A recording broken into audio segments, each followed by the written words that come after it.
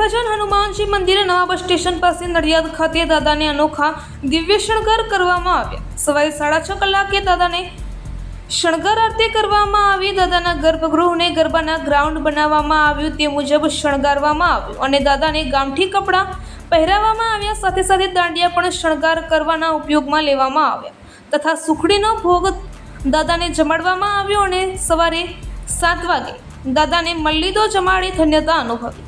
આ પ્રસંગે રામધૂન કરવામાં આવી। આ મંદિર 140 વર્ષ જૂનું છે, જે નવા બસ સ્ટેશન પાસે નડિયાદ ખાતે આવેલું છે। જે મંદિરે દર શનિવારે અલગ અલગ પ્રકારના અનોખા શણગાર દાદાને કરવામાં આવે છે અને દાદાને મહાભોગ પણ ધરાવવામાં આવે છે।